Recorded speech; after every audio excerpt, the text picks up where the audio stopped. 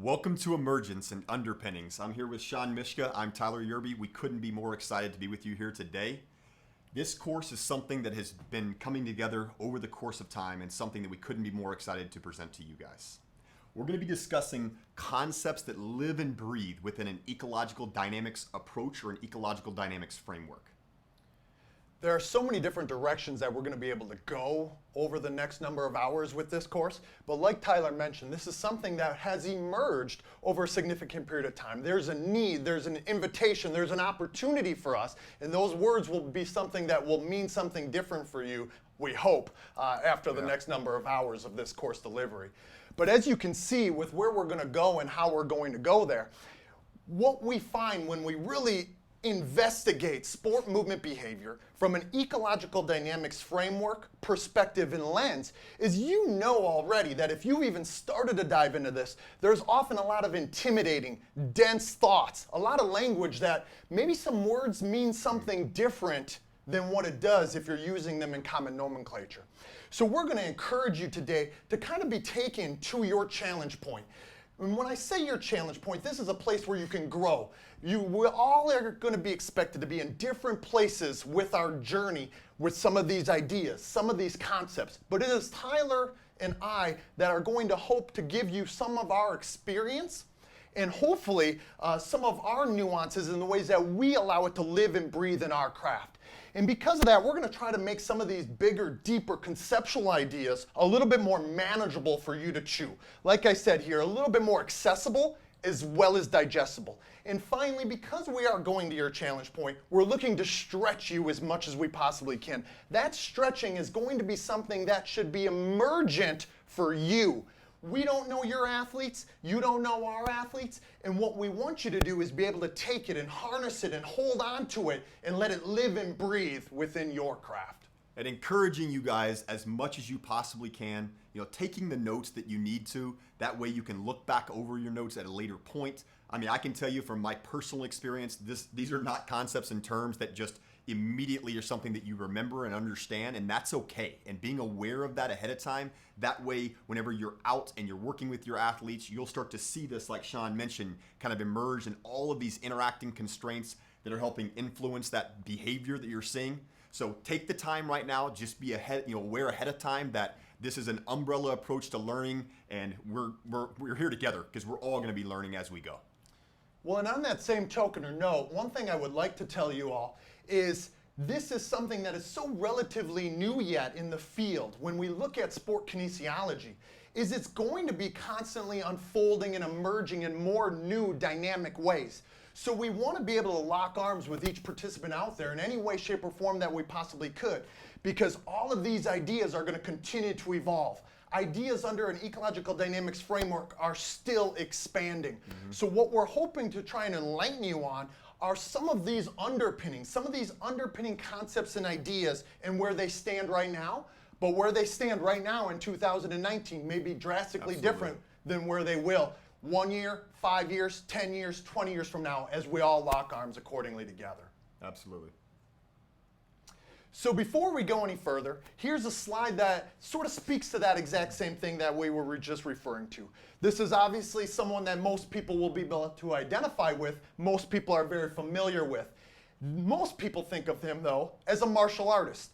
I like to think of Bruce Lee, the late and great Bruce Lee, as a movement philosopher. And at one point, he had some words that I believe that we all should try and attempt to live by, where before he actually went into this quote, he said, research or use your own experience. And then he went on to say, absorb what is useful, discard what is not, and then add what is uniquely your own. And I would implore each and every one of you out there, and Tyler and myself today as well on this entire journey, to do exactly that. There are going to be some things that you're going to connect with.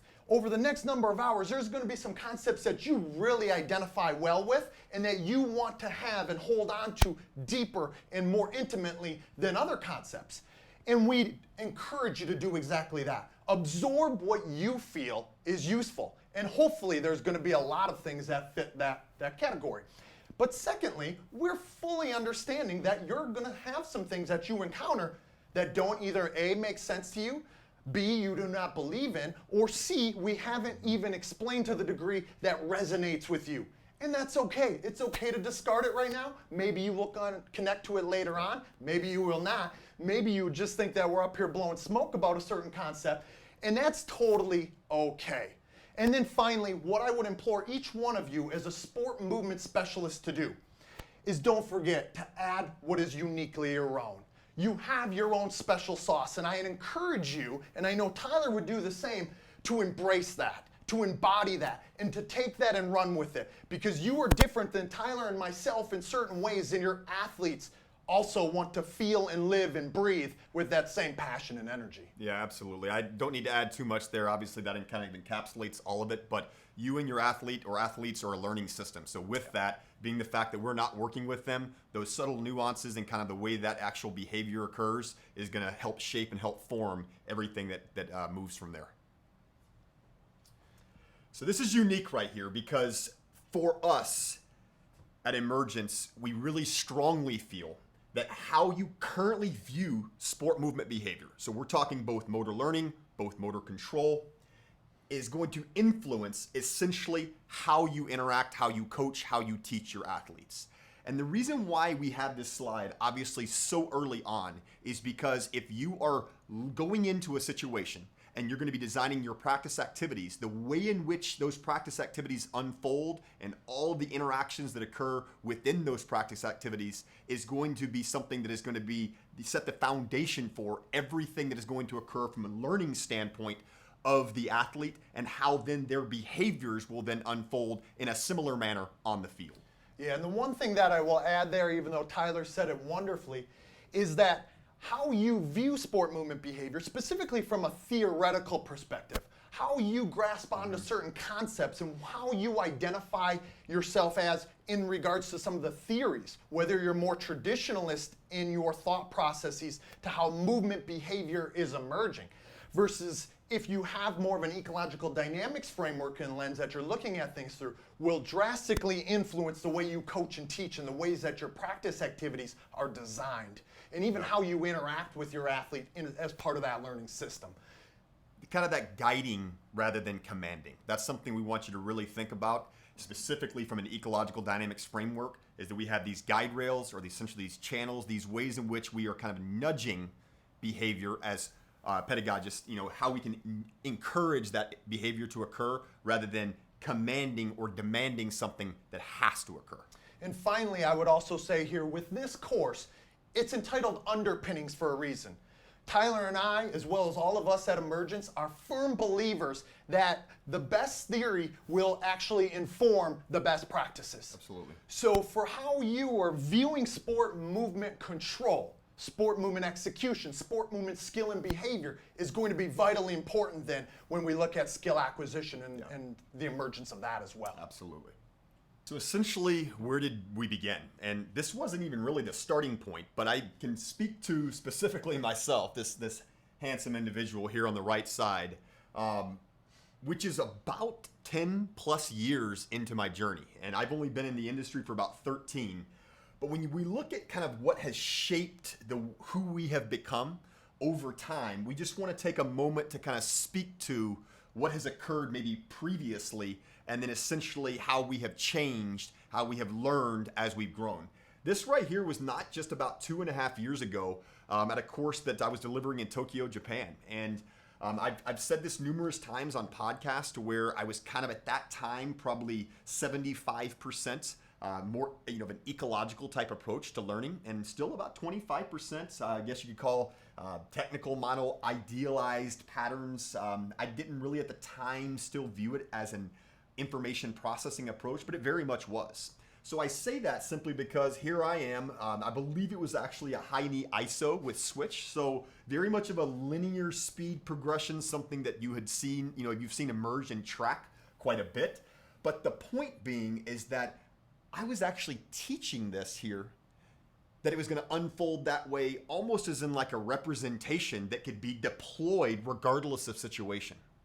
And it's interesting because through my own journey and through my time at the University of Minnesota, I realized that a lot of what was occurring and what I was teaching here, other sport coaches to then teach, was something that wasn't actually occurring in on-field sport situations where the context or the environment and the interaction between the performer and the environment and the task was actually shaping the way in which they moved. So was it even beneficial? Which is essentially what's led me down this path completely to an ecological approach to learning, which we will describe here in quite detail, that marrying of that organism or that individual or that athlete, that performer, the task in which they're undertaking, and then the environment that they're performing that task in. So just want to give you an idea of essentially where I started. And like I said, this was not even just 2.5 years ago. And so it has drastically changed just due to the unbelievable magnitude that an ecological approach to learning can shape. And my story is very similar to that as well. As we make the mention here, our stories all bring us to this point and drastically influence the ways that we view sport movement behavior, as well as the ways that we coach and teach, as we've said before. And when you look at this handsome gentleman here in this great full range of motion squat, I did have hair there. It no longer looks anything remotely close to that, as you can tell. But my craft also doesn't look the same. So just like the hair on my head has changed, my craft has also evolved considerably as well. This now is 10 years ago. I've identified as a sport movement skill acquisition coach for about a decade. I started out in this field training National Football League players at the highest level of mastery and skill. But I started the way that most people would, taking a physical preparatory means or method type of approach. It wasn't long into that journey that I found my first Robert Frost moment, where there were two roads diverged in the trail, and I had to pick the one less traveled.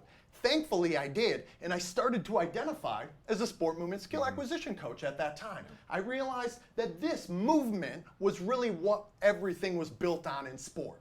However, even at that time, I may have been sitting exactly where some of you out there who are listening will as well. At this moment, I took a very technical model-based approach, very similar to what Tyler just conveyed in his presentation here in Tokyo. That technical model was something that drove most of the means and the methods and the practice structure that I attempted to employ for my National Football League players. And it wasn't long into that journey, 4 or 5 years, that I had my second Robert Frost moment where I watched my athletes that when they would be in this practice type of setting, maybe it's a training setting, maybe it's only out on the practice field, maybe it's with cones or when they're interacting in something that's very pre-planned, they would look sexy, nice, neat, better, more fluid than their peers. However, they would go back out onto the field on an NFL Sunday and under chaos and pressure and anxiety, and many of those perfect, idealized movement patterns were nowhere to be found. And I realized at that time that I had to change my thought processes, my form of life, my beliefs, and the ways that I harnessed the view of sport movement behavior, that maybe there was a little bit more to that. And I hope to enlighten you, at least from my personal experience and journey, I hope to enlighten everybody out there a little bit as to where I've come from and why. And why, absolutely.